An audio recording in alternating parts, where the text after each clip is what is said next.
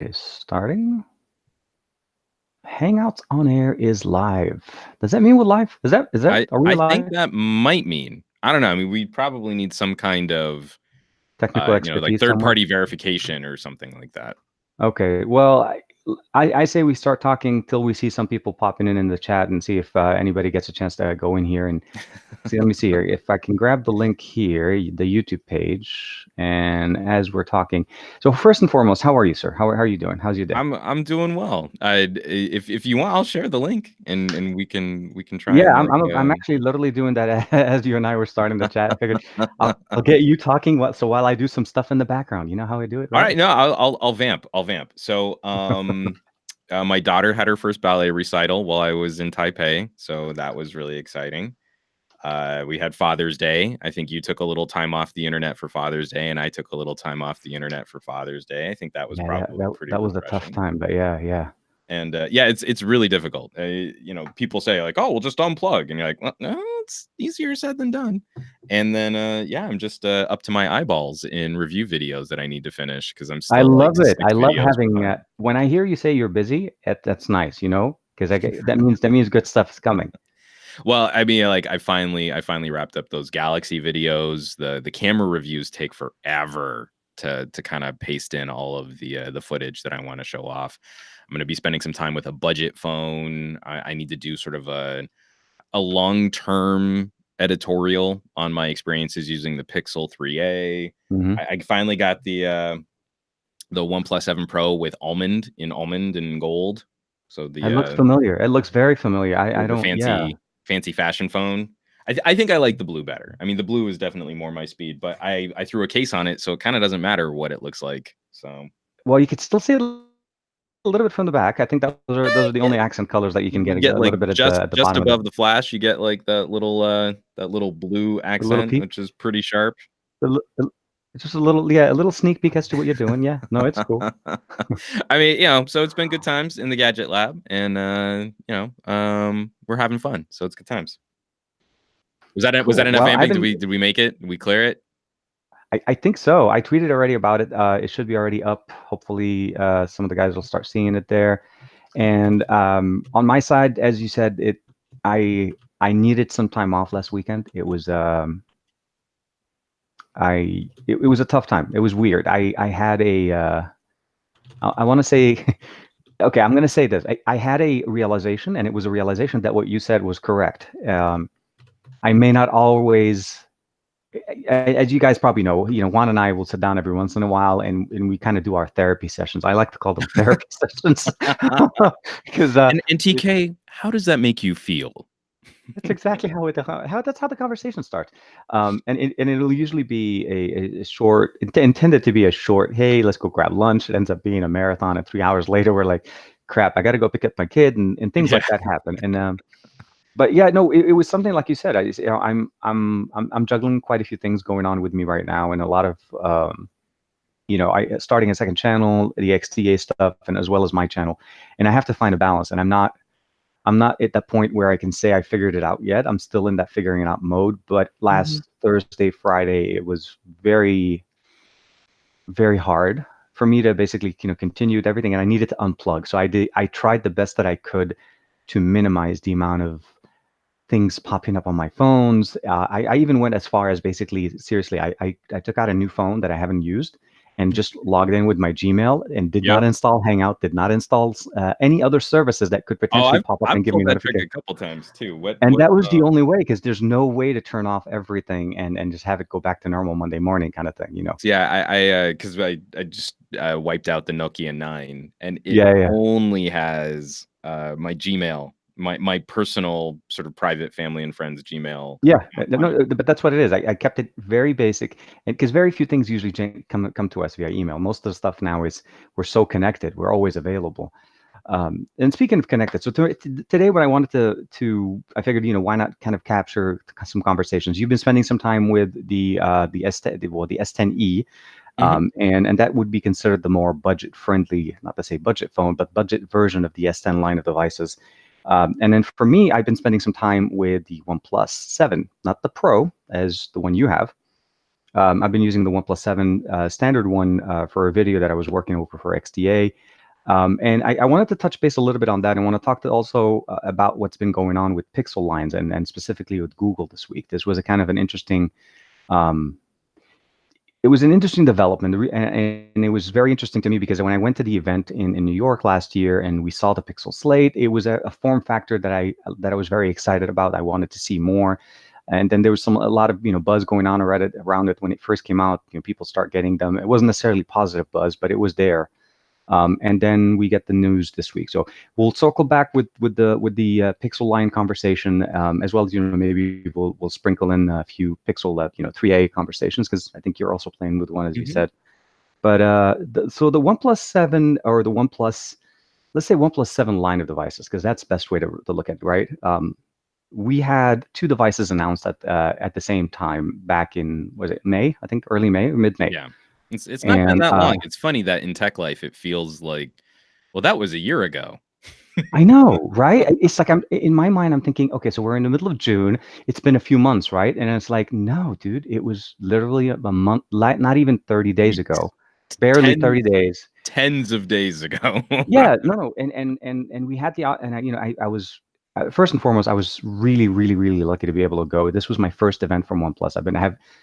I've been a fan for a while, but it's more so it played a big role for me because when you work with somebody, when you don't work with somebody, when you do coverage for certain companies and so on, and you do get recognized, it was definitely appreciated on my end. And but I went there and I was expecting to see a lot of the hardware and the new OnePlus 7 and 7 Pro, and then of course we only got the OnePlus 7 Pro in the US.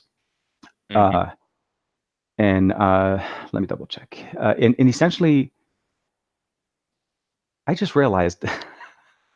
Did you leave it on my video? You left it on my video, didn't you? Yeah. I need everyone. Remember when I was telling you this whole thing yeah. and trying to say the preview? Yeah, now it's bouncing back and forth. So this whole show was you. It's basically you. Well, sorry to crash your show, my friend. But I just realized, okay, I got to close. If you just giving the people what they want, right? It's more gadget guy all the time. So, oh my god. Okay. Yeah. No, dude, it's cool. No. Okay. Tells you how often I do this. Back on track, because I feel like we're only like one cup of coffee into our days here. That OnePlus 7. Yeah, no. So I was an expecting to see the interesting OnePlus regional 7 restriction for a phone launch. And that's one thing that kind of got me, and I don't know specifically why we had that opportunity. We had that relation, because if you go to Europe, both phones were released. I mean, they weren't released at the same time. They were announced at the same time, but the 7 and the 7 Pro are available for users to select from. They can go with one over the other. I'm not sure as far as all of the Asian markets. I knew that the 7 Pro was available, and then the 7 was available in certain markets as well, even in India, and in special color. They had the red color on that one. But have you? So you've had the phone for I think as long as I have, the 7 Pro, the Nebula Blue version, and you've seen the updates and you've seen some of the improvements on it. What are your thoughts as far as the dual release, or that split release? Is that something that makes sense? And I mean, why would we still have the 6T in the US? Yeah, I mean, in terms of the sort of greater worldwide market, I think it makes a lot of sense. You don't want to scare off some of your brand devotees, just kind of forcing a move upscale. So a 7 Pro, and then getting rid of the T this year, I think would have been a nice gesture. So you start off with the launch of the 7 and the 7 Pro, and then instead of a 7 Pro T or a 7T Pro or whatever terrible name that might have been, you instead release the 7 Pro 5G. When those markets start firing up 5G towers, you have an answer immediately ready to go. I think that is a 3-device strategy. Makes a lot of sense. I still don't fully understand, and I haven't gotten any confirmation. If you've had any conversations with the guys at OnePlus, I mean, they're usually pretty candid. OnePlus PR team is usually pretty approachable, but there hasn't been any sort of direct messaging as to why the United States kept the 6T. So my hypothesis would be this was the first year you had a carrier relationship in the United States. The 6T was the first OnePlus phone that made it to T-Mobile. The Mhm. 7 Pro also made it to T-Mobile, and I wonder if they're wary of having multiple phones, multiple launches. They want their branding and their ID to be very, very clear and very simple, and maybe they're sitting on stock. So you had to produce a certain number of phones for a United States carrier. I'm sure Oh, there yeah. were probably commitments in place, and Mhm. so now to play nice, maybe they're just sitting on the last remaining pile of 6Ts. That makes it easier for T-Mobile to sell a lower cost 6T and not have it Probably, yeah. compete direct against a OnePlus 7. And I'm hoping, I don't have any data to suggest that this will be the case, but I'm hoping that when we see the United States push for a OnePlus 7 Pro 5G, that we'll have exhausted the 6T backlog and that maybe we'll get a OnePlus 7 not Pro here in the United States. I don't know that that's going to come to pass. I don't know that that will happen, but from a logistics standpoint in how messy the carrier relationship market is here in the United States, it makes sense to me that we might see some type of delayed strategy like that.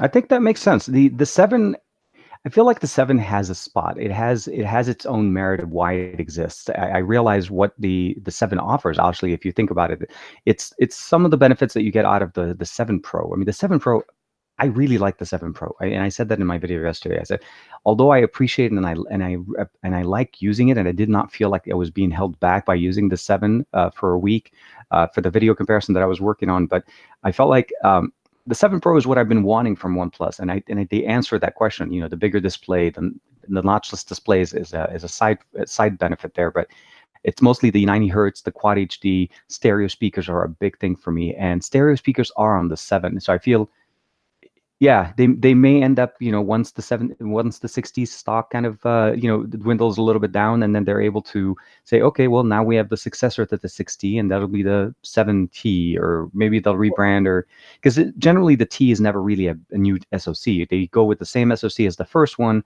but maybe with some new tweaks and new they change the design slightly, they move the fingerprint sensor, something like that. Yeah. And it does make sense, but No, I just the timing could be really precious too. I mean, we've got some guys here in the live chat that are excited about Asus, like a yeah, Zenfone 6. I mean, yeah, Zenfone 6.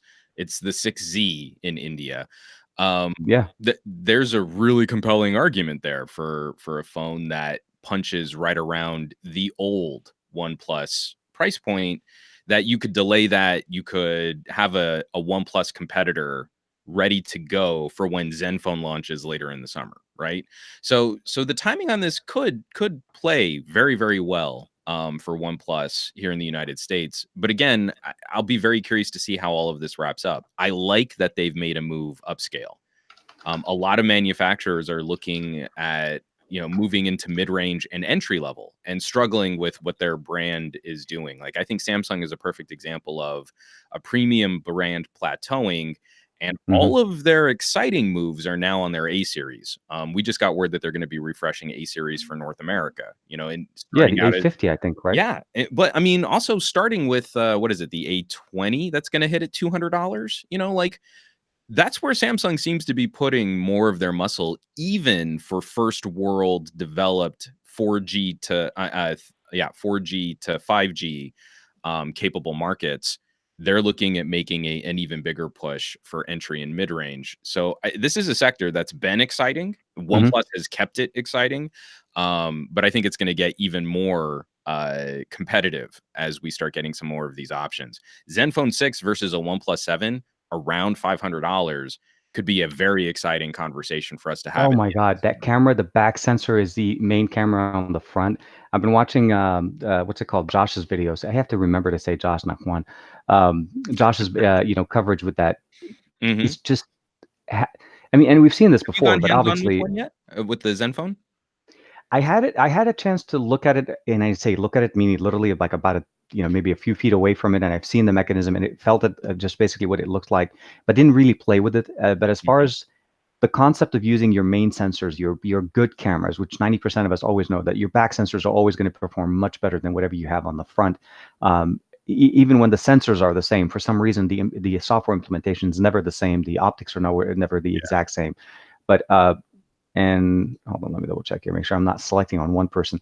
Uh, but as far as, so for me, I've always felt like if there is a way to make it work so that you are able to use the back sensor, especially when it has an ultra wide, because at that price point, when you start comparing the two, the 7, although does inherit the 48 megapixel sensor that we have here, I feel like it's not the same experience, right? I mean, we just have a higher megapixel sensor.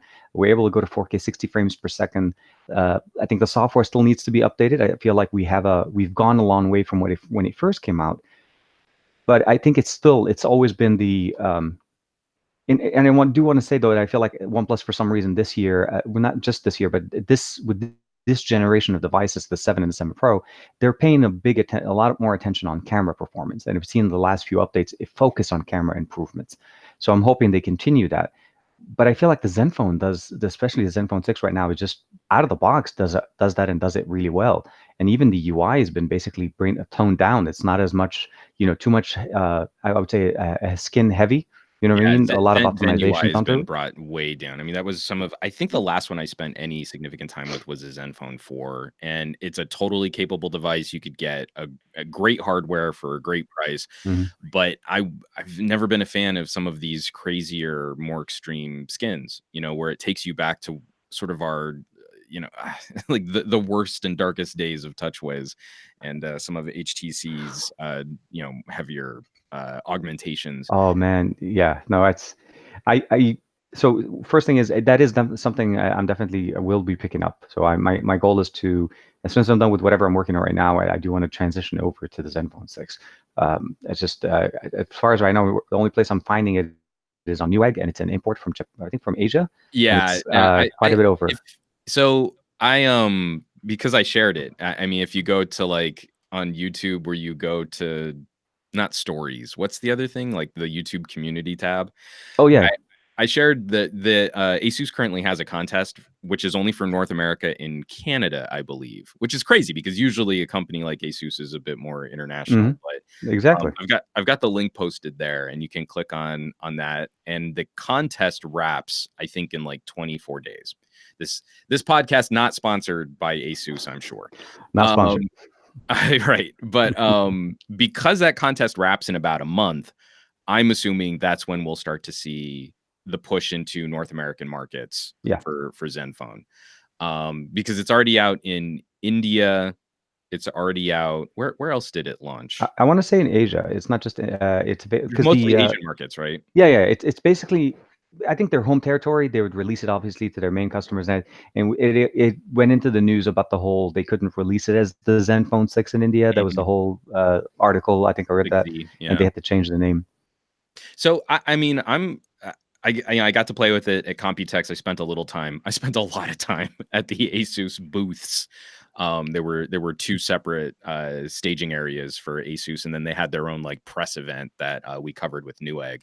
And so, I got to spend a lot of time with it. It felt really nice in the hand. It's going to be a great phone for covering the Well, basics. hold on, and And I want to quote Steve DeRoche, DeRoche. Steve DeRoche, Yep, Steve. So he said, and it has a freaking three and a freaking half 3.5. millimeter headphone jack. That is a winner for me right So there. it's my favorite two lenses. If you're only going to Yeah. put two cameras on the back of a phone, give me the standard field of view and give me the wide.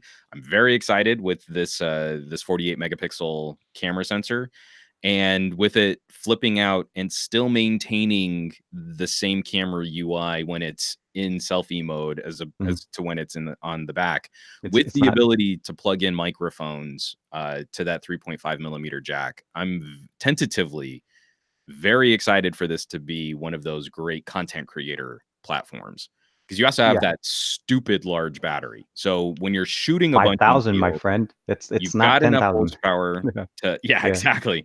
You've got enough horsepower to edit video on the fly. The camera sensor's on point. I don't know that anyone has really figured out the software for this camera sensor yet. I still think Honor's probably gotten closest, but there's plenty of room in Honor there did a to lot of offer good. up some advanced So features. just a quick touch up on Honor. I had a chance to play with the Honor, the brand new Honor 20 and the 20 Pro. So I played with the 20 Pro for a very short time before, unfortunately, all units were pulled. Um, and yeah, even though they're using the same sensor, I mean, we're all hearing the same 48 megapixel and 48 megapixel It sounds like everybody thinks it's the same sensor. They got it to work at an f1.4 aperture there, and the amount of light that they're able to pull in, and their processing, the processing is so on point on the Honor phones. The Honor 20, the standard Honor 20, although same sensor, doesn't perform exactly as well, especially in low light when you're trying to use all of just the full power of it, or even when you're doing like AI clarity, you're using the full 48 megapixel sensor there. By the way, 90% of the time I say megapixel, but I don't realize I'm saying it. It's That's my favorite dad joke malpropism. But no, it's an homage so to you, my friend. we've spent so much time with the 1/2.55 inch and 1/2.6 inch camera sensors that Yeah, the software from every manufacturer is very good at extracting great performance out of that sensor. This new 48 megapixel beast is very fresh. And so I don't think anyone's really locked how that camera should feel yet.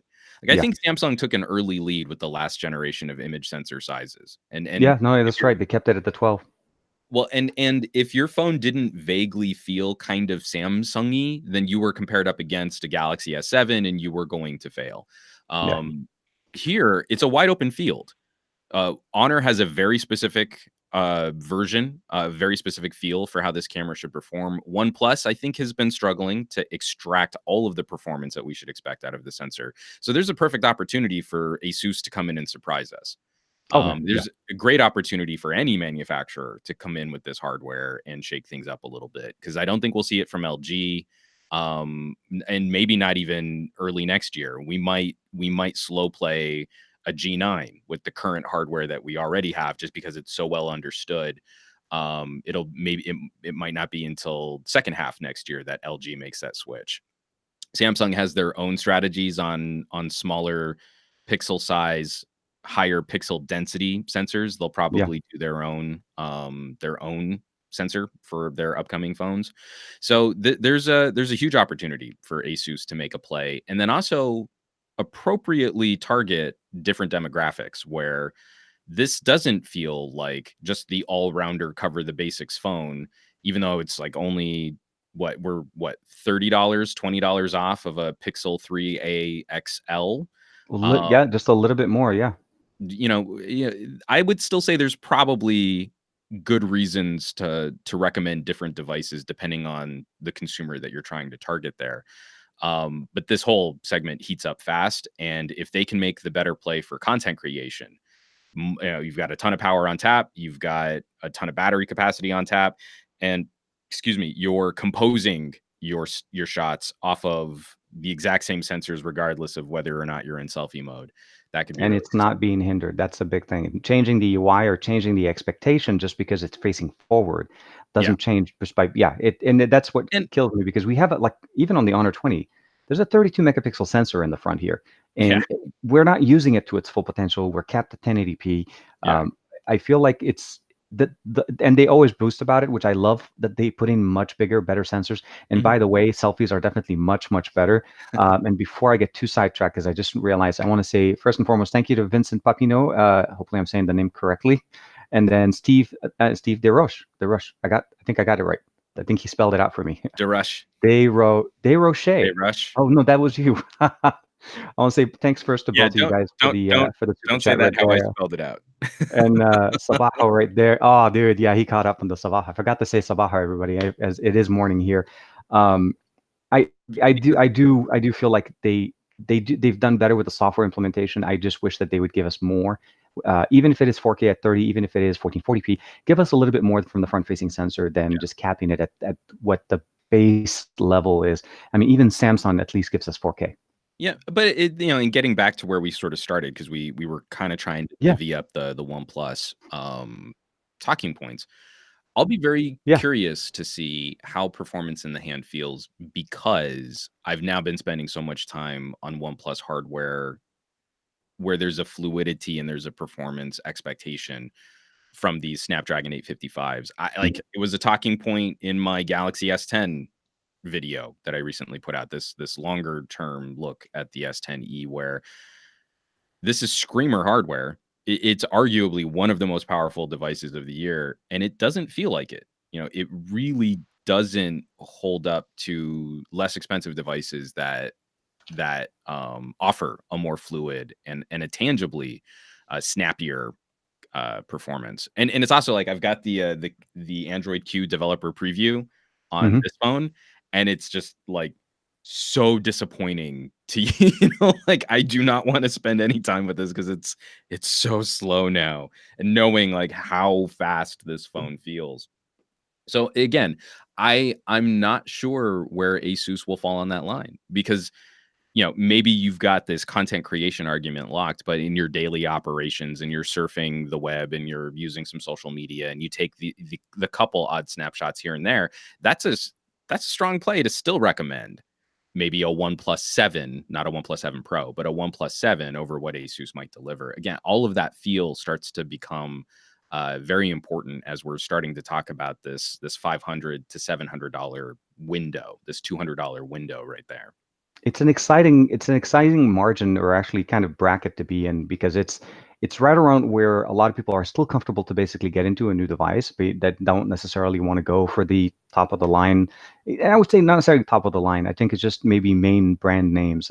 Um, it's an exciting bracket. I call it a bracket because there's a range, right? You get into that 3A all the way up to like kind of, and the 3A XL all the way up to like $600 there. I think Asus has a big open market for it now, mostly because, like you said at the beginning, the OnePlus 7 has a flagship. It's not a flagship trying to be the flagship killer there. It actually has its own flagship.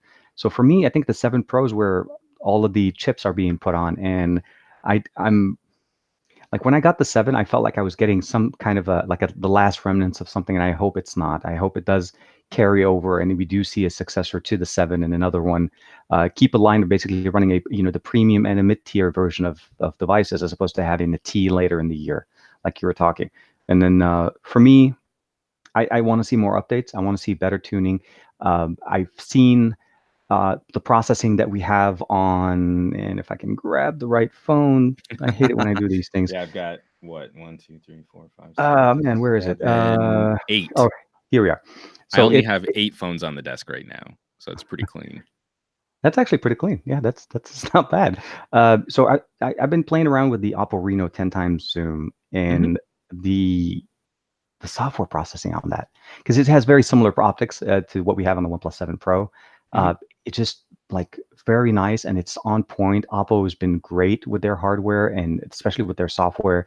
I've just been very impressed with that phone. Other than the little bit of a hiccup of trying to transfer my data into it, the app doesn't want to work. But other than that, it works really nice, and I'm trying to wrap up my review of that one with the amount of time I have left with it. A lot of a lot of things come up, and I don't keep everything I show. That's maybe something I should tell people. A lot of people think I keep Yeah. all of them, but yeah. So it's just more of a closing point on the OnePlus line. I'm excited for what they have for 2019. I think we're still at the beginning of the year, so it's hard to kind of call it for what OnePlus's plan is. Um, Hopefully, we'll see the 7, maybe. I know the 7 and the 7 Pro and the 7 5G are doing great in Europe. Mhm. I think that's the only market that has all three right now. But as far as just other markets and so on, I think if you're considering the 7, if you're considering upgrading to the OnePlus line devices in 2019, and you're not coming from a 6T or maybe a 6, I think the 7 is something you should definitely consider if you're able to import. And if in the US it works just as good as the 7 Pro in the coverage point of view, uh, but at a much better, more pocket friendly, it's in that bracket. It fits into that Yeah, bracket now I because mean, it's but it's under it's 600. interesting to see where we're at though, because I mean, if you pull up OnePlus right now, they have 2 listings. You have the OnePlus 6T in the 8 gig with 128 Hmm. gigabytes of storage, and the 8 gig Yeah, with they did eliminate the 6 256, gig model. but Yeah. both have been out of stock for a while. So I mean, whatever they might still be sort of waiting out or keeping phones in reserve for, I'm wondering if what little manufacturing is left might start shifting over to a. I mean, because it looks to me like a OnePlus 7, and please correct me if I'm wrong here, that a OnePlus 7 is a very similar manufacturing endeavor to what we got with the OnePlus 6T. I would say it's about 90%, 90% what the 60 if you've held a 6T and if you've used the 6T, you have about 90% of the experience what you get with the OnePlus 7. No, but I mean, like in terms of manufacturing, I mean, is it like the same frame? Is it the same Same casing? frame. The displays, the bezels on the display is ever so slightly thinner, so it's Mm. slightly bigger as far as the display. Weight wise, I think if I'm not mistaken, the exactly the same weight. Dimensions are also pretty much the same.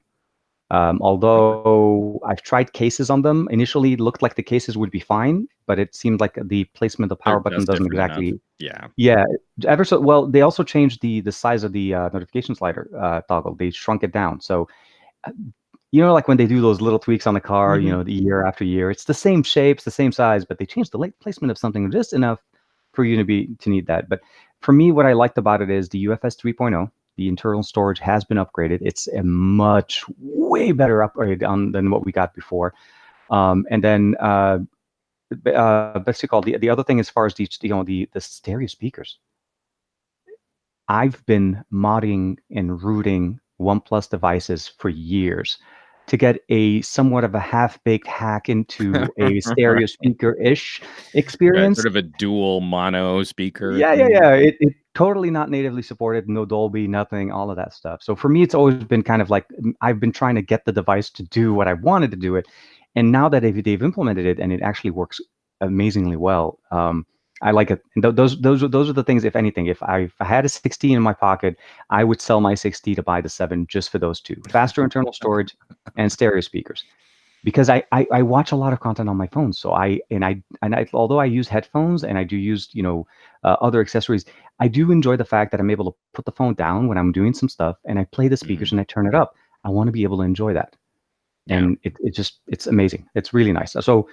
kudos for that, and I hope, and I really really hope we do see that in the U.S. because I think the U.S. market would definitely benefit from having competitors, especially when, like you said, we have Xiaomi coming in there with the Mi 9. We have Asus hopefully coming in very soon. We have a lot of other competitors going into that mid-range, and they're strong, powerful devices. They're not just mid-range. Totally. The title I feel like doesn't do them justice, but yeah, we'll Well, see there. and that's also where I feel like those of us leading these kinds of tech discussions with our family and friends, we're especially here in North America. I feel like this has been better represented in other regions in the world, but I'm finally finding some nicer options with US warranties that don't need to be imported for my So tech family and friends, yeah, yeah. people that aren't gonna be impressed with saving $50 if they can't get support for a product easily here in the United States. So that kind of that kind of extra competition is going to be really welcome. That makes this conversation a lot more exciting. And again, like whenever we switch over to Pixel 3a, it's just the number of people that I have surprised with that phone. You put it in their hand and they kind of play with it and they're like, yeah, I mean, I guess it's just another phone. It's like any other phone. And then you say, Hmm. yeah, but it's $400. And then they go, oh, oh, well, that's different. And then they start playing with the phone again. And they're a lot more impressed by what they see when they actually use that thing. If we can get a few more little gems like that, I think the days of the $1,000 default option as your main phone purchase will be very precious. There'll be very few from here on. I would imagine, but I think I would love them. Like I said, I was surprised with the Pixel 3a when we heard about them. And we obviously we knew they were coming, but when I actually got a chance to play with it and use it, and see that the performance was just like it's there, Mhm. at $300 or 399. Sorry, not 300. But you know what I I mean. mean, there was It's the launch special at 300. A lot of people got the Pixel 3a at 300. Well, you couldn't. Yeah, it made absolutely $100 gift card from Best Buy with the phone at the same time Mhm. of a brand new phone promising 3 years of updates, and so it was just a no-brainer.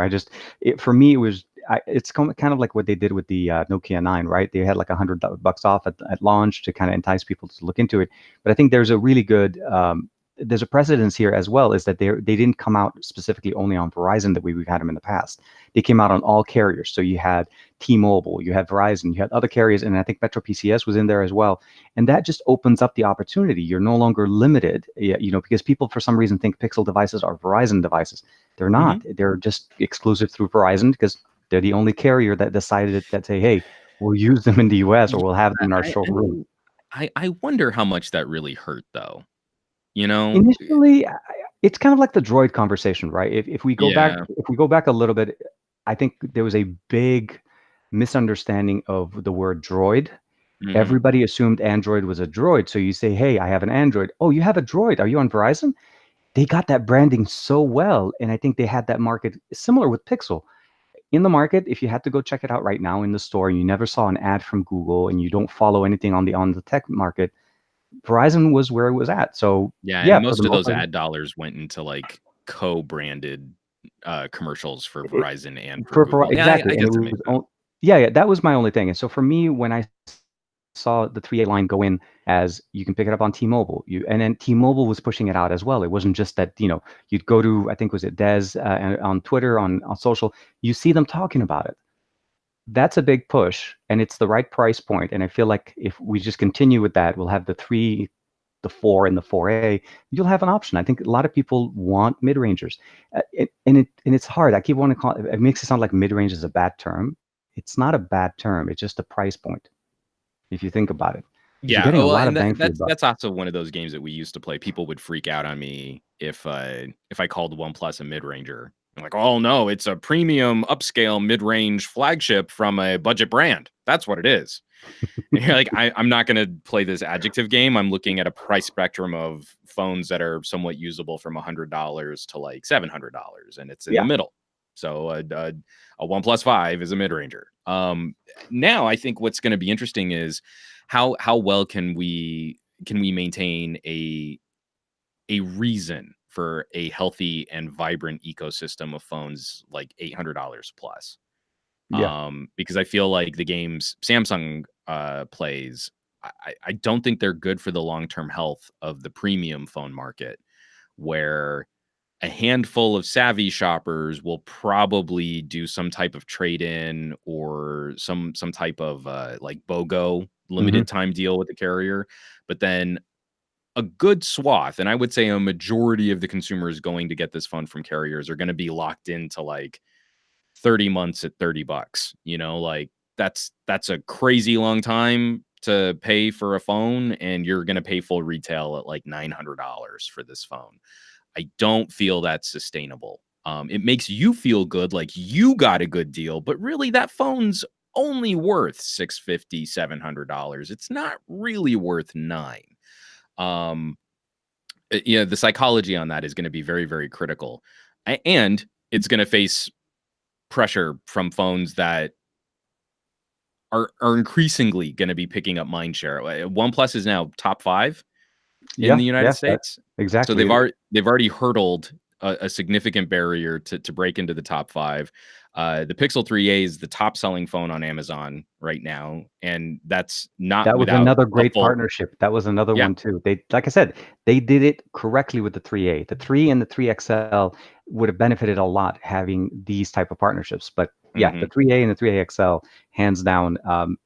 Yeah, no, it it was a surprise. It came and it won me over. I just, and I don't. It's not just the price. It's the familiarity of what we've had with the 3A, the 3, the 2, and the original Pixel, Hmm. and the experience. The experience doesn't change. The UI, and the Android updates. That's the other thing. I installed Q on my 3A XL the moment I got it, and it was one of the first devices to be supported. It's a Yeah. brand new. It's a budget phone, but it Q right out of the box, and it works great. I like it. Uh, but let's speaking of Google and Pixel stuff, that's actually kind of a nice little segue uh, from Nailed one it. to eh, that we're done. See you guys next week. Appreciate you showing up. I do want to answer Going a out on couple. a high note. Yeah, yeah. Woo! I do want to talk about. So we're going to start talking about the Pixel stuff in Google in the comments. Sorry, in the news. But I did want to touch base on a couple of things in the comments. And I think the main thing I want to mention is yes, there was a comment like a while back. I did spend more time with the I think was it the View 20 dock. I think I was one of the few people that were able to pick up the View 20 dock from during the launch event for back in January, and I love it because it works on every single device. It's a universal dock, so if you have the opportunity to find one, it works with almost any of their Honor, Huawei devices. You literally just slide dock your phone, and unless you have a time of flight sensor, it doesn't really serve any other purpose other than just to be like an MHL HDMI output, but it also offers us USB input into our device. So it's definitely very nice. And I think if I'm trying to remember any other, oh, somebody I think said it would be amazing if we had the Mate 20X running a QHD display with Oxygen OS on it. I think if I've ever wanted a love child of two companies' phones, I think that would be the one. The Mate 20X with the OnePlus 7, just to get them to give us that kind of, because it's a massive display, massive battery, stereo speakers, actual stereo speakers, 3.5mm headphone jack, and great optics, as well as a great software experience. So I think that would be. And then of course, the V4. Oh, so I think Aditya Neil was answering a couple of the other guys as well. I appreciate your help in the comments, my friend. So speaking of Google, you probably already saw this as well. I'm sure a lot of you guys in the comments has heard. Google is deciding to basically no longer pursue tablets, or at least the tablet experience. That what we saw with the Slate. That's really. And the Slate had a hard start. I mean, we had a hard time at the beginning, even at the launch event. There was a lot of conversations as far as they didn't have any review units at the time, and then when they did have some review units go out to some of the influencers out there, overall experience was laggy. UI wasn't working the way they wanted. My only reference to that entire experience is a Pixelbook, and I'm showing you guys the back first so that you know this is not the Slate, because obviously the bezels are massive. But for me, I like the form factor. I like the Pixelbook from what it offers as far as just the experience. It's a Chromebook, and it has a basically ability of flipping it over to becoming a tablet experience. I mean, not the best sound. I wouldn't necessarily recommend this if you want great speakers on any kind of portable device, but from the usability, the functionality, having the Pixel Pen. But it makes me sad to see that the Slate, I mean, even though it had a rough start, then we heard the rumor, or there was a statement made that I think the Celeron version of the devices will no longer be manufactured, which was the entry level anyways, that I think most people would probably go for anyways first. And now this, I don't know. What are your thoughts? Do you think is it a good idea to kind of end it, or should they have invested more time? I mean, try to work it out. I'm kind of torn because I kind of feel like if any manufacturer had really taken this space seriously with again, I mean, I hate pointing to Apple as a model for this, but the first iPad sucked, and then they became the de facto standard for tablets, and everything was going to be compared against them. And we see And that still is, yeah. well, we see what Apple is doing with iPad OS, even migrating part of their laptop business over there. And again, they're giving their consumers a reason to have multiple Mac and iOS products. So you have to have your iPhone, but then iPad OS gives you sort of crossover laptop capabilities, and then you'd still want to be in your Mac ecosystem with some type of Mac OS product if it's an iMac or a MacBook, or now maybe even a Mac Pro. Like, yeah, they are creating those wedge feature dividers so that you buy more glowing rectangles from Apple. Not to say that I want Google to do that, but I feel if Google had been leading the way and showing the refinements and putting in the sort of hardware and software synergy work, I think Android on a tablet or Chrome OS on a tablet would be a much more visible public competitor, because where you meet people that are using Chrome OS, they love Chrome OS. And now moving forward, where I want to go, I'm perfectly happy if Google walks away from dedicated tablets. I think this would actually be a good move for the products I like using. So you give me a phone that I can turn into a laptop or a tablet, and I'd never pick up another dedicated standalone computer ever again. I can either cast it to a TV, or I can plug it into a cradle or a dock, or maybe even portable hardware like a Slate, a dumb tablet frame, and my phone runs that. And I think we used to see that. We used to have that. Asus used to have a couple Asus used to things, have the it, phone exactly. pad or the pad phone or something like that. It was There on were the AT&T, I transformer think, yeah. lines. Now more recently with DeX and Huawei's desktop modes. That to me is the way more consumer friendly solution, so that I don't have to buy a dedicated standalone tablet just to get file manager Man, support. yeah, yeah, yeah, You yeah. know, like No, that to me is a terrible situation for iOS fans. There's no reason why iPad OS multitasking and file management and the ability to read external storage should not be a part of the iPhone. That to me is a craven sort of dongle and cash grab strategy. So whoever manufacturers want to approach it, I'm kind of fine with Google getting out of the way so long as they're giving us the tools to implement a solution that might make sense for us. According to sort of the Pixel team, hmm they are still going to be looking at laptops, which could still mean fold over devices, modular devices, Lenovo style yoga type yeah. hardware. I don't feel like that's going to be too critical. If it's just them getting rid of the all slate form factor, I don't think anyone's going to be too sad about that. But what I hope to see, though, is a continued investment in refining how screen aware these strategies are. So I can Yep. plug my phone into something and get something. I can plug a Chromebook into a TV or a monitor or docket, or give us the ability to really move our services around and not have to buy 6 different devices to move our services to different screen sizes.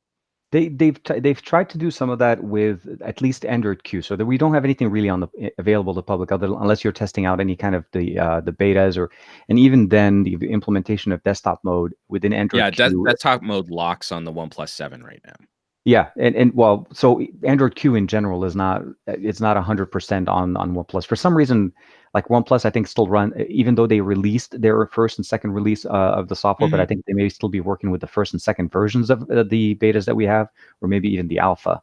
But the implementation even within Pixel devices wasn't very clean yet, but we know it's coming.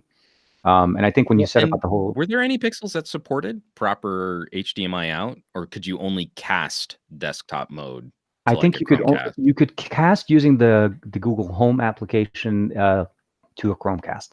That was the only experience you were able to do to cast your screen, and it was always over Wi-Fi, not a direct cable connection. Yeah, So you needed a Chromecast. So they had a solution in a way, and you can not always, of really. course, cast to your computer if you have the, I think was it the Chrome extension. You can download that.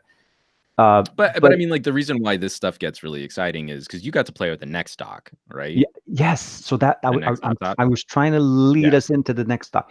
The next dock did it so well. Now, we didn't have a Pixel device with desktop mode that could run on it at the time, but once Q becomes available, and we know it will support basically the desktop experience there, I think that makes it at that point, you're right. There is no need for a slate to be able to just plug in your phone to your TV and do that, and then basically have a native support.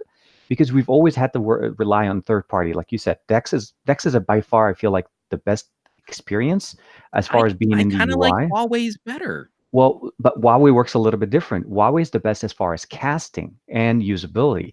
It's the most versatile of the two because you don't need to connect it to your TV. You just have to cast. And then the entire Yeah. experience casts over. That whole wireless experience when you're going to a place you don't have to worry, where's the wire that I forget, or while you have your phone charging at the same time and you're using it in EMUI desktop. That's why I feel like EMUI wins for me. I want to see that on more devices, and Honor, I Mhm. think, finally started adapting it to their devices this year. So we saw that with the View 20, the Honor 20 as well has that. So for me, it's more. I think that's where the experience. It's kind of like taking us back to the Motorola Atrix. Remember back in the Yeah. day, the No, whole docking. I mean, you've heard me. I'm a broken record player. Like, I think it's the biggest travesty of a lost opportunity that Motorola didn't do another laptop built on Moto mods. Yeah, Just no, no, magnet, snap your phone into the base of the keyboard, open up your clamshell, snap it into the base of the keyboard, and run a laptop-like experience right off of your Motorola phone while you've got a super large battery charging up your phone and ex- powering the display. And like all of that would have been I think would have been huge. Like bringing Motorola back to that business grade, rugged travel kind of product that can cover all these different bases, but they could do it right now because the Motorola Atrix was woefully underpowered to drive that kind of an experience well. but it was, for me, it's like I always go back to it because it's like one of the first devices that you got that they tried to put a desktop, somewhat of a desktop experience. And I mean, and Google really. I think they like to focus on what's working for them, and when they see something that just doesn't work, it's unfortunately the chopping block kind of thing. We saw that with many of the services that they have out. But I hope that the Q implementation brings it closer to reality to be able to at least get it on Pixel devices, and let it permeate through manufacturers. And that's really where it comes to what I would love to see, is because LG tends to generally keep whatever Google puts out. Like when Google put out split screen, LG carried that over. Seeing that, and we start having a desktop experience maybe for LG devices, and other mid-tier devices will automatically get it by just the virtue of upgrading to Android Q. So I think that's the main thing that I always appreciate, is once Google incorporates a feature that, let's say, Samsung's been using for a while, like split screen, you get everybody benefits. So what I'm trying to say is, look out for it. If you have a device that's going to get Android Q, this should be very exciting. If nothing else, it's just for the fact of having the ability of extending your experience and using your phone for so much more than just making and receiving calls, social media, taking pictures and stuff. Actual productivity, which I think a lot of our devices can do now. I mean, I think we've been there since at least the Snapdragon 821. I mean, with that kind of horsepower on tap, I think most people have been overbuying, not really extracting the full performance potential out of their gadgets. And there's so many more. Like, I did Computex all on my phone. Now, I wasn't putting together the Newegg videos, Oh, I but was going to say, yeah. What production were you running?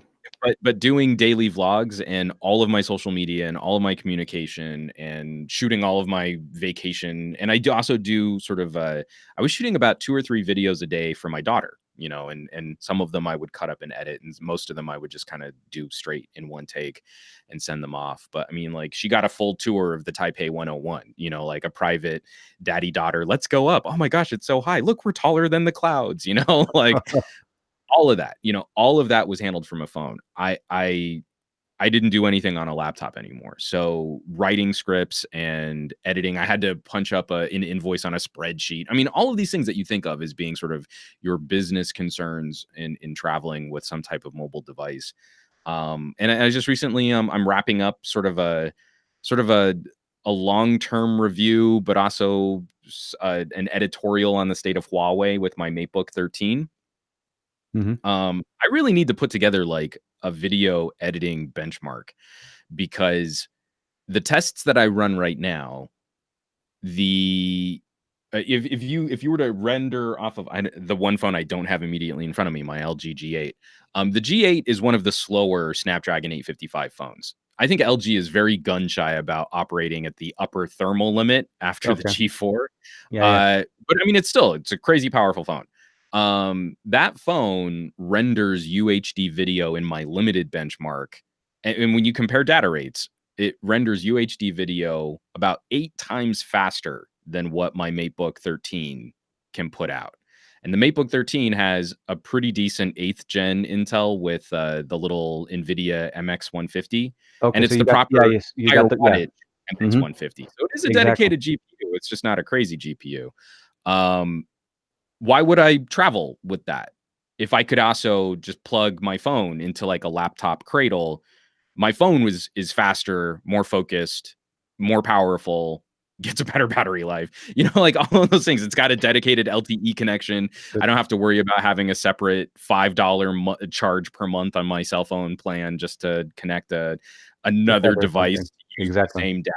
I mean, all of these things, like there's literally no data point that a phone plus laptop dock loses to against like a 13-inch, MacBook Air, MacBook Pro 13 kind of computer. You win every single time just moving over to the phone, with the exception of specific software applications that you can't get on your phone. But Right finding some of now, these yeah. and totally cake in me getting my actual work done. So I've been dabbling a little bit with trying to find a good solution for, so the software editing. I think that you like to use what's it called, Power Director. I think I use Power Director. so I've used Power Director in the past on the phone, and I've also have access to playing around with the Adobe Rush on the I think it's the S10. It's surprising, the support for that is very weird. Like, they supported the OnePlus 6T and 6, but not the 7. Yeah. Like, And like what I don't like is Adobe is currently doing like a popularity contest for what phones will be supported in the future. So you Yeah. can go to Adobe's site and vote on what phones you'd like to see next. Versus when the V40 came out, Power Director did not properly support the V40 for UHD rendering. Like you could, Oh. the week it came out, you could only render in 1080p. So I click on the little developer email and like I'm going to hear anything back, but I shoot him an email and say, hey, I've got a V40. This is like a stupid powerful phone. Whatever you should do to whitelist it, you should do. And they're like, oh, hey, can you just give us a little more information from like one of the logs? And they're like, sure. And I send them the log. And then like a week later, there was an update to Power Director, now including support for LG phones. And you're like, cool. That's like all I had to do. All they needed was an They've been okay. so responsive. They have been so aggressive in rolling out new features. We've got keyframing for pan and cropping. We've got green screen. You can chroma key, great color correction tools, a built-in stabilizer. The stabilizer doesn't work quite as well as Google Photos, but it's in your timeline, so you don't have to like re-render a video clip. You don't have to go in there, stabilize it in Google Photos, then import it. And yeah, at that point you're just juggling. And yeah, it's good that I have everything in within the same. It just, my thing for them was I lost my legacy key that I had because I used to buy Power Director, and I can't find my key and I can't generate it out of my Power Director app on my desktop. And that's a bummer. The only way for me to use them is to subscribe. I have Power Director on 2 accounts. I am grandfathered on my main personal account, so that's the account I work from all of my my phones. But I do still need it on another account where I'll subscribe for this month. You know, like if I know I'm going to be working, and then I kind of let it lapse, and then I come back and like, okay, well, I'll subscribe for another month. Like I feel kind of okay giving them money over sort of a wider period of time for how well supported this app has been. That's what it is. It's the support and it's the availability, where right now Adobe's taking their, like you said, popularity contests, like kind of an approach saying, hey, you know, which one should get it. I just don't understand why the 2018 line of devices from OnePlus support it, but the more powerful 17, not even close.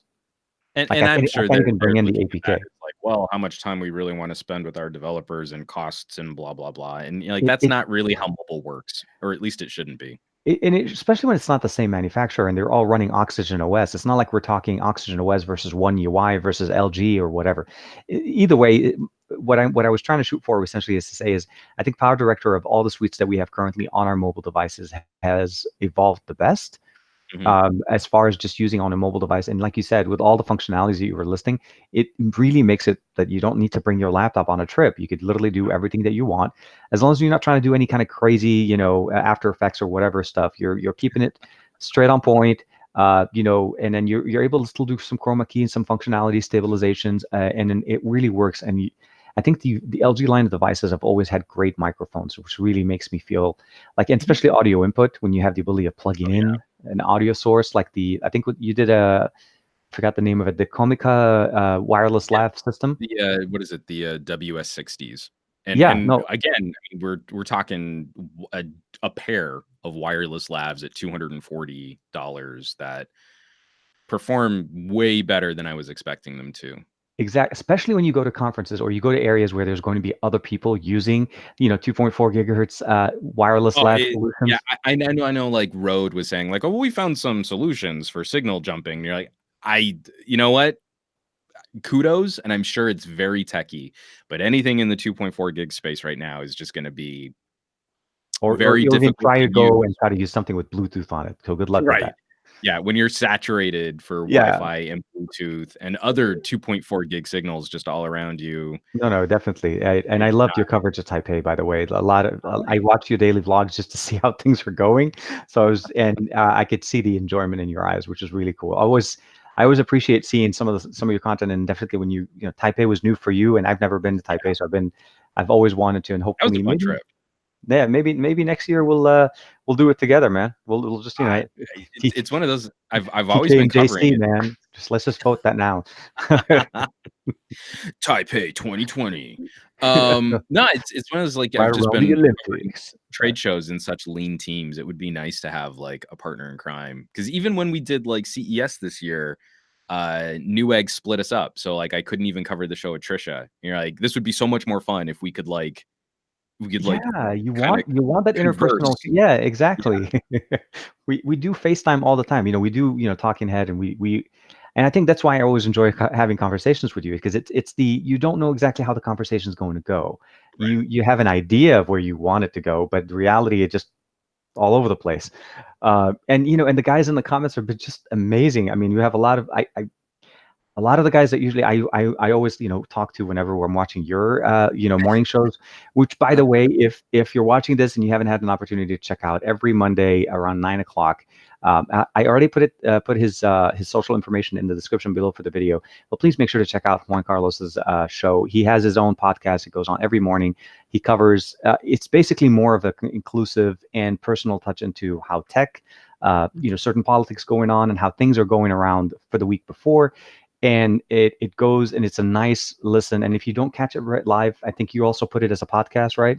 Mhm. You Yeah, listed there's it. an audio feed that you can find on any major podcasting service. And then the video, there is sort of the live broadcast goes to Twitch, and then you can watch the sort of recap version on YouTube after we go The live. SGGQA, the Some Gadget Guy Q&A show. So that's always one of the things I always love watching. And I think for me, it's more, it's like I look forward to it every Monday. And I was talking to Juan before the show started, and I was telling him that he recently switched over to start over on Twitch, mostly as a Prime, and then he promotes it on other channels as well.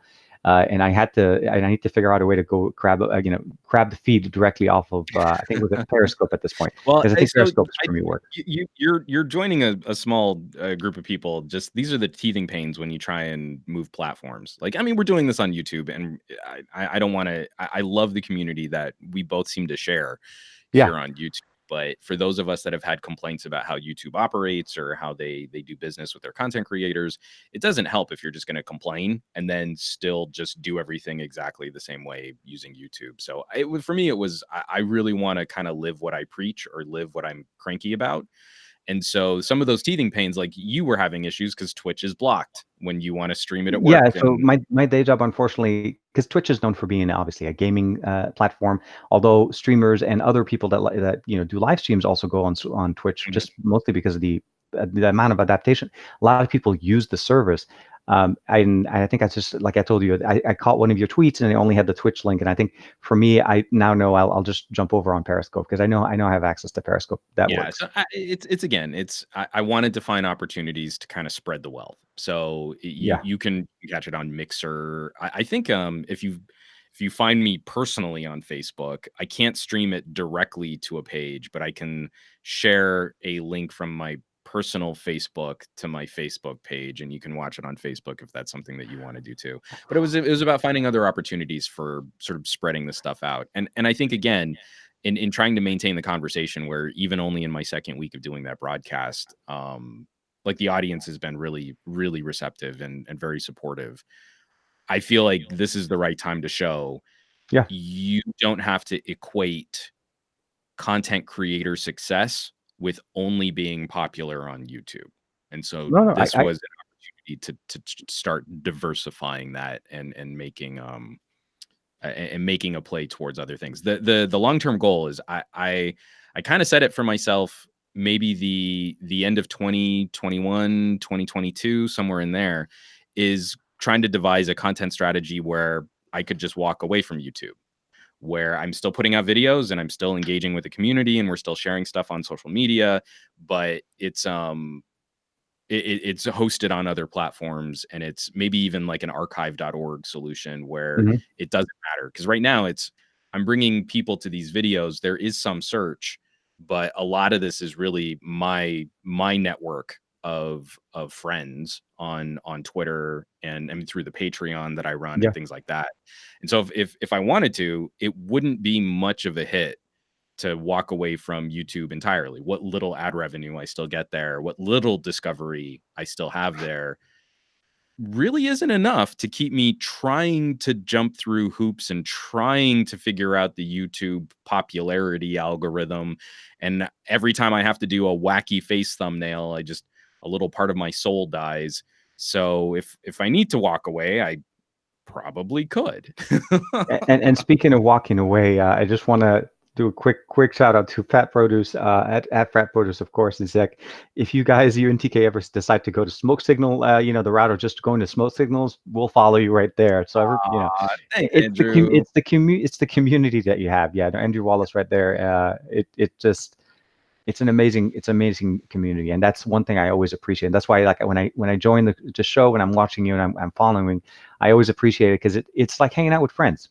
It's not necessarily that oh, I'm just gonna go hang out with my friend for a little bit, and even if I'm not watching it straight, I usually put my headphones on and I'm listening to it as you're going through the different subject. And if something pops up, I could just always bring up the screen and coming back. So it really works very nicely.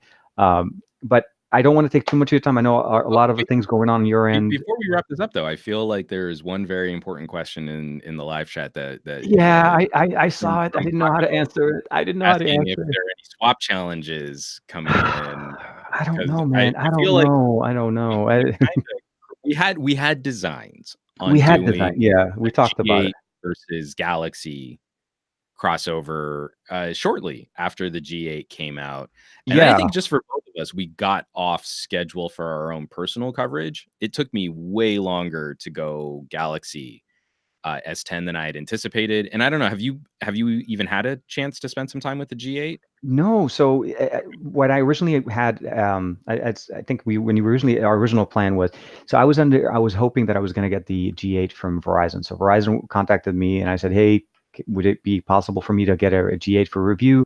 So the goal was essentially is that I would do the crossover, because at that point I think you were already covering the G8 and I had the S10e and I think the S10 Plus, and Verizon had, and I had the S10. So I had all S10 devices, and it just kind of, we All talked. 37 Galaxy S10s.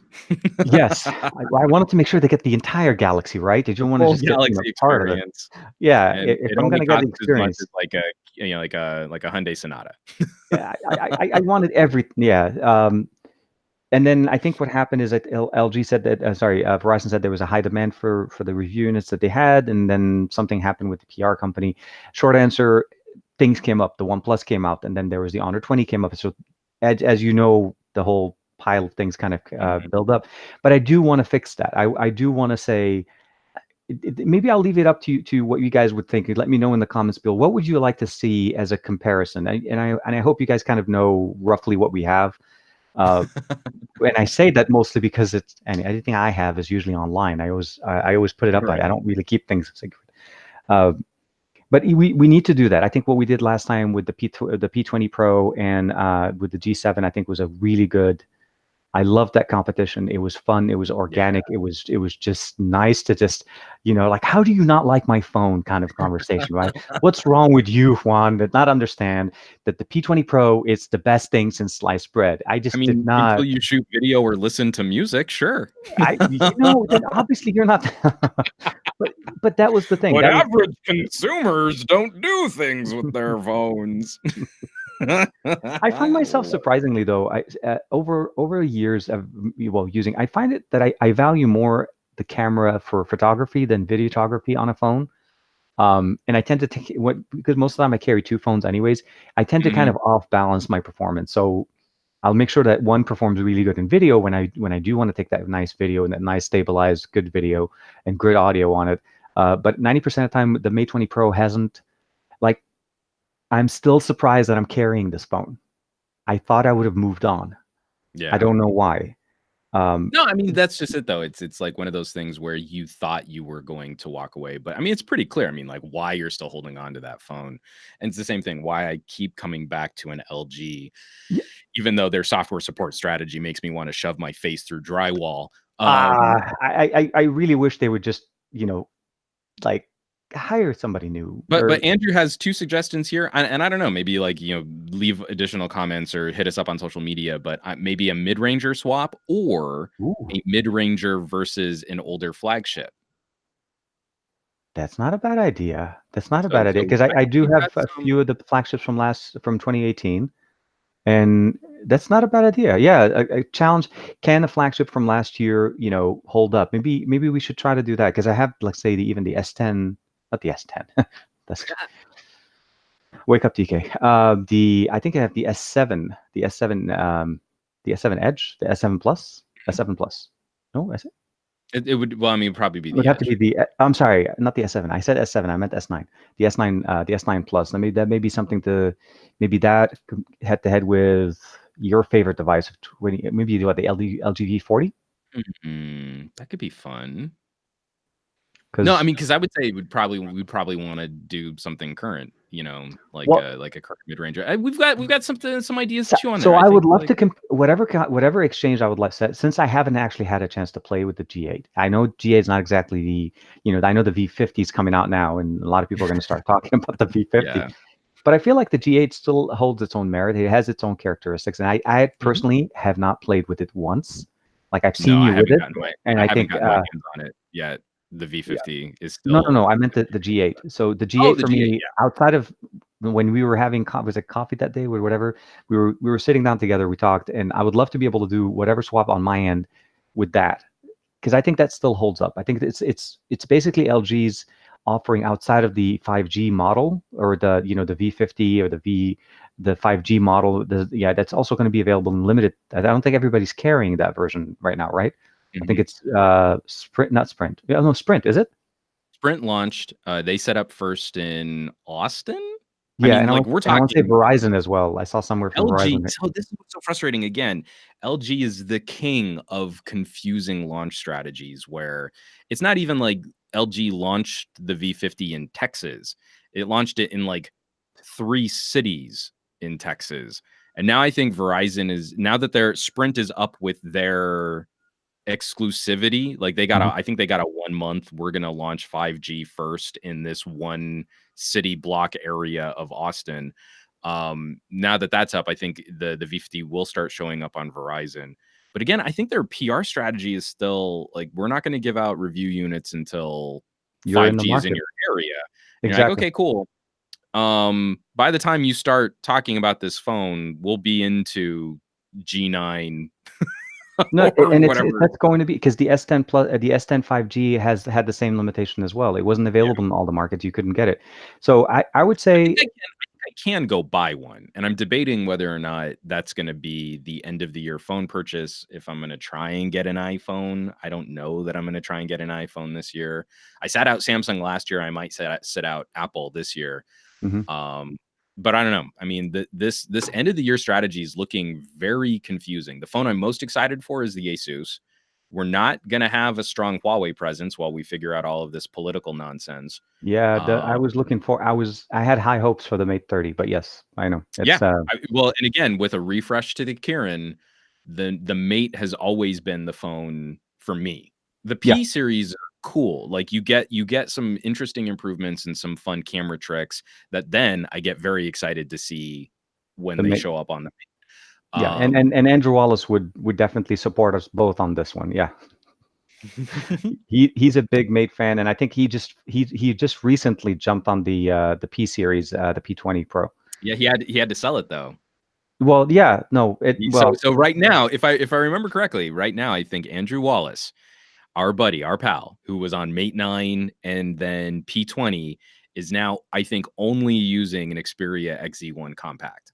Going from like the biggest phones that Huawei had to offer to now like the smallest phone that Sony ever produced. I love so it. Andrew, come on, let us. So now we need you to answer the comments right there. And before, as you're thinking about the answer there, I do have mostly Gear VR headsets for VR. I haven't gotten into the bigger VR experiences on mobile yet, So unfortunately. Andrew had one other idea. I know Hashtag we're tiny making this the phones. Andrew Oh, Wallace show. he's We should have there. just got Yeah, him this in is on the the live Andrew chat. Wallace show. I should have just had him come over, and we could Yeah, have been totally. sitting there in the comments. Well, Andrew, we'll send you a Next plane time. ticket, and then you can also sit on a computer somewhere else, even Yeah. though we're close enough that we probably could have done this in person. Oh, He had one other. This one I do want to challenge you to, and we'll have okay. to talk out the specifics on this. But he said we could also maybe look at doing a scrapyard challenge, kind of like what they would do on Top Gear, where you've got to buy a car for a ridiculously low amount of money. Like Try to you find and the cheapest phone possible. you. So what I would offer is how well you might survive if we both have like a $50 or a $75 limit, and then you have to use the phone that I buy and vice versa. Oh, so I can't even try to cheat in that one and try to. Right. You know, that So sounds we'll hook it up. exciting, actually. You Yeah, yeah, you yeah, yeah. you like someone at Swappa, right? So like Yeah, no, I would they be like willing me. to put $75 in, and then I would say let's also make that like a wrap up contest. Like I don't need to keep a $75 phone. We could give it away, Oh no, I'm sure. In the experience of it, if nothing else, just to be able to $75. Okay. right? I haven't looked at that price range for some time. I I kind of think have an I idea think with what's some there. savvy shopping, I could probably land like Well, because you're saying something. 75, but you're not saying new 75. 75 could be, Well, it could last be year, anything. maybe. You could Yeah, buy yeah, a new phone, it could be a couple of years old, but now it becomes a nicely. prisoner's dilemma. Like, do I try and saddle you with a new $75 phone, or am I nice to you and buy you like something An Galaxy S8, S6? 6 or 7, yeah, or an S7 with a badly damaged back or something, that is selling for that. I think that's a good idea. I like the idea. Let me know what you guys think. I think it's So I'd still like to do like a legit phone swap, like Oh flagship no, to flagship. totally. But I think, as like a one-off, we could do like a a full-on Top Gear reality TV show style challenge. I think that could be fun. And we can wrap it up in there and see. And actually, I would like to just film the part of me trying to sabotage you. That part would be fun to make a video out of. It's like, where Totally. can I go to find the best phone for one? Where do I even go? I have Where? had my head in What part of the so it's just been junkyard over a Swappa do I need to go to get the phone? Because the Swappa does have a junkyard, as you're saying. So essentially, it's just like a junkyard challenge. We can call that, actually. Just call that a Swappa junkyard challenge. actually, and this is giving me a little hope that maybe even 75 might be too kind. From Vincent, the LG Phoenix 4 with a Snapdragon 450. That's not a bad chipset. That's only $50 right now. I think okay, okay. Well, I think we should say we'll keep the 75 mostly because if we try to go back, and like I said, it's so depending on how far back you want to go. But you're right. It's just it's so the challenge. We need to put the rules together for the challenge, and I think the goal is for us to work out the details as to how, the length of the Mhm, challenge, and obviously there's going to be the exchange, so we need to obviously set up that time. And I think we can wrap it up in about a week or so, just to see, mhm. or whichever one of us call uncle first and say, look, dude, I couldn't do it. I had to. Right. So we'll have to do that. But I like that. It's been a while. You're right. It's been a while since we've had a challenge. I saw the comments in there and I didn't know how to. Oh man, I didn't know. Okay, so tap and hold on the home screen. Oh man. So Zishan Khan, do me a favor, hit me up on over on Twitter, and I will be more than happy to answer you. I would love to give you some support right now, but I do want to let Juan go because I am actually intruding into your schedule, which I first and foremost want to say thank you very much for taking the time. Yeah, of course. This is Um, great. I want to say I'm going to say yes to the challenge right away. There's no question. I think this is a great idea. I want to say thanks very much to Andrew for popping the idea up. And I think 75 is a reasonable number. I wouldn't go any lower. I mean, we could try and push it to 50. I'm I, shocked that an LG with a Snapdragon 450 will come in at $50. we'll have to see. We'll talk offline. Yeah, We'll yeah. I talk want to see. offline I and want we'll to see how the definitely market is see. on swap. I didn't do my research for this one, so I'd hate to limit myself to say 50, and I go in there and like, ooh, and there's like only Mm. one phone with for that price point, but we'll see. But yeah, no, definitely. Okay, so here with Abraham is basically saying, Vivo and Oppo and Xiaomi would only be able to get into the US. They're working on it. I know that Xiaomi is in, and I think it's a matter of time before Oppo starts showing up and having more of a presence in the US. I think it'll be great. Yep. But locked in for the challenge, Mr. Juan. You do accept the challenge. I do as well, and we'll see. The next conversation, we'll be working out the details, and you guys keep it locked in with us, of course, on all the socials. As you know, Juan Carlos is available as usual on YouTube, on Twitter, Instagram, on Twitch, on Periscope, on Facebook. You're on everything, dude. I'm kind of everywhere. But the biggies, if you just search for some gadget guy, you'll find me wherever I'm Actually, posting. And yeah, then, literally, because even if you search it for on YouTube, it still brings you up to Juan Bagnell, which is, with the name on the channel. But I have his information linked in the description below, of course, to make sure to check them out. And I'm available as well on all those channels. Just look up PK Bay for the most part, even though the handle is different, it usually brings me up. And I want to say thanks to everybody that was in the comments, of course, all the regulars, Vincent, Detail, we have Fat Produce, Andrew Wallace, of course, and then we have, I do want to say sorry, Vincent, I didn't mean to butcher the last name. I read it as a French last name, so that's why I said it that way. And of course, Steve as well, and all the other guys, just so much support. I wasn't even actually thinking about putting it live, but then Juan was like, "No, dude, just turn it on live," because I didn't think you guys would be, I guess you are. You're cool. I mean, it's like TK, you're just gonna have to accept the fact that people like you. I At some I gotta point, get I gotta get used to that. Yeah, I know. I love it. I gotta like it. So, okay. With that, I do want to say thank you very much. Obviously, this is going to repost by itself on the channel, and let me know in the comments, of course, when you're watching this, if you'd like to see more of this. I personally love having conversations with Juan, and I would love to have him on every week. And if nothing else, just to shoot the shit and just talk, because to Sure. me, it's this literally could have gone for hours if we were not putting some kind of constraint to kind of limit the conversation.